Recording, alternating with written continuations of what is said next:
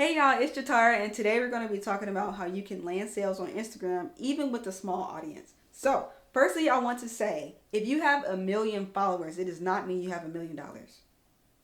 Okay? And I'm really telling you guys this because people buy their followers all the time, or they can just buy an account that already has this amount of followers. Okay? So, don't ever get discouraged by the number of followers that you have.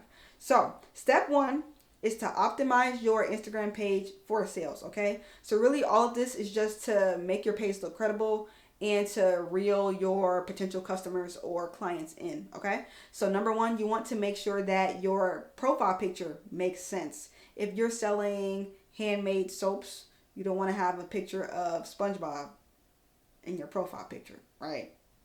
Make it make sense, okay? Either you can have your logo to be in your profile picture or it can be your face. It kind of just depends on who it is, but don't just put a random photo of like your dog or something like that, okay? So I want you guys to also check your bio. Does your bio make sense, okay? So this is the perfect formula that you will see a lot of business owners using. The first line is always you telling people what it is that you do and who it is that you're helping. So for example, I have my Instagram page up right now, and my first line says helping creatives and business owners grow with stress-free systems. But it just depends on who your target audience is, and it just depends on what your business is. So everyone's first line is going to be different. So obviously yours wouldn't be just like mine. So the next line, I just put something that makes me look credible. So all I did was I just put the degrees that I have, which are in digital media and in branded media strategies. So obviously that makes sense. But don't put something random like I love cake.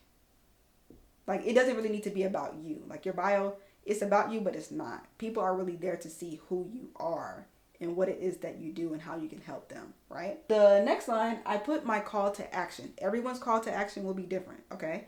Usually a call to action will be telling you buy now, purchase here, sign up now, subscribe here, things like that, right? So it's usually going to be a verb. But in my case, I just put a down arrow emoji, and after that it says templates and solutions, and I have the down arrow because right under that I have my website link. So it's telling you that you can get templates and solutions at the link below, okay? So it just depends on what your business is and what it is that you're selling, or however you want to word it. But everyone's call to action is going to be different. So you don't always have to use a verb if you don't want to. All of that was number one. Now let's talk about number two, which is to create value packed content. Now by that, I mean, don't just keep posting what it is that you do. So in my case, yes, I do graphic design, photography, videography, things like that. But I don't just keep posting it. A lot of times what I like to do is only make 3 kinds of content. So the first one is informational content / educational. So you want to give people information about what it is that you're doing.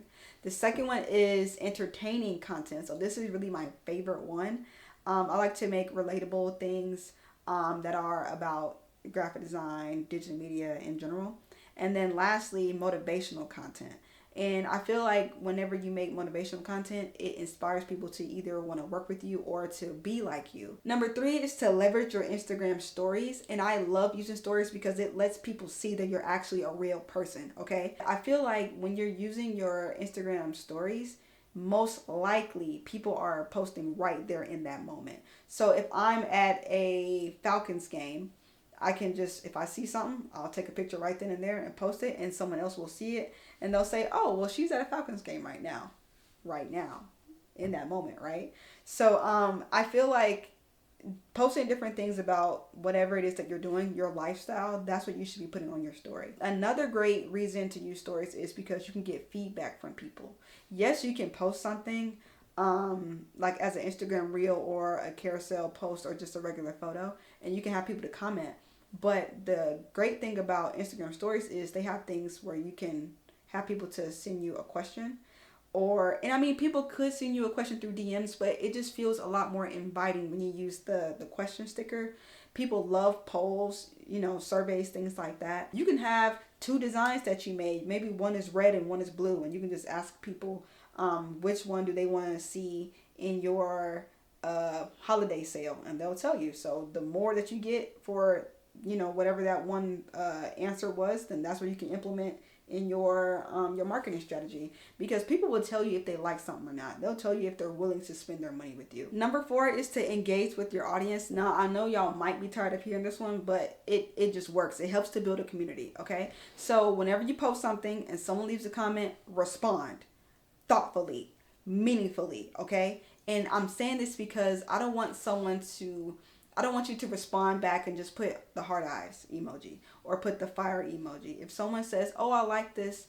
Could you explain to us how you did that?" Go ahead and answer the question.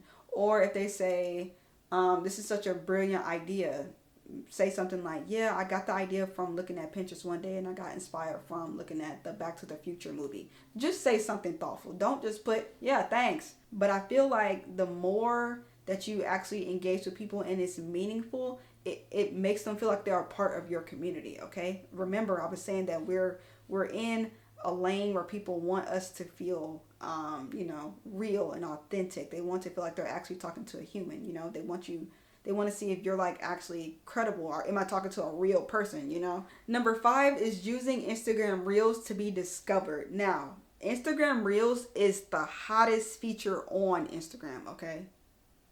So if that fact right there doesn't make you think, "Oh, okay, let me start using it," then I don't know what to tell you. People don't really like to read.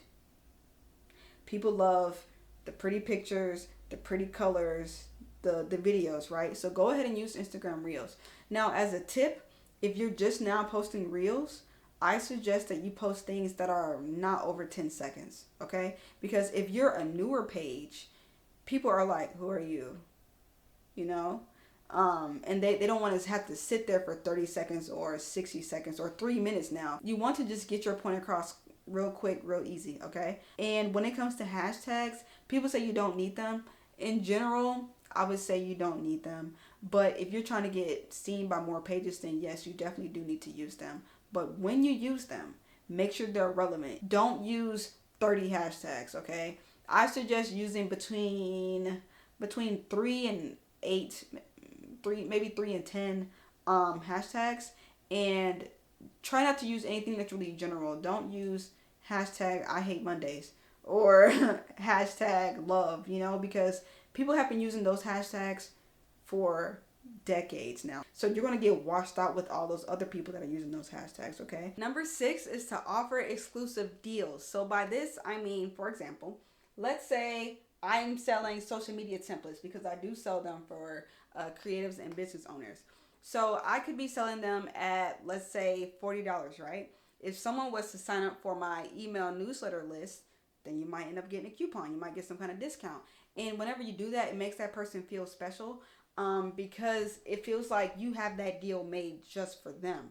Okay? So when someone feels like they're special, like if you're in a relationship, if someone makes you feel special, you want to stay in a relationship with them, right? It also helps to strengthen your community. It helps that person to trust you, and they feel like you're not just talking to them just to get money out of them. So I really feel like that it helps you to feel a lot more authentic in comparison to other creatives or business owners. Number 7 is to collaborate with others. So in this case, you could be doing something like, in my case, so I'm a graphic designer. So I could do a collaboration with another graphic designer. Let's say both of us are working on a poster together, or we could be doing some kind of shirt design together. I also have done a reel with another creator, which was my brother. So in that case, what you could do is just figure out what it is that you and this other person would be able to work on, and then just put that out. Because, for example, when I ended up doing the reel with my brother, he has a business as well, so everyone had seen me. That brought clients my way, and then everyone on my page, they saw him and his business, so that brought clients his way. So it's a really great thing, because when you use that collaborating feature on Instagram, it can get posted on both pages at the same time. Lastly, number 8 is to track and monitor your strategy. So by this, I mean, if I'm posting a bunch of Instagram Reels or Instagram carousel stories and things like that, then you can look at your insights to know what's working and what's not working. For example, you can see how many viewers you're getting from a certain city or country. You can see if your audience is mainly males or females. You can even see the age of all of them. Look and see if people are liking something more than they're commenting. Are they sharing more than they're saving, and vice versa, okay?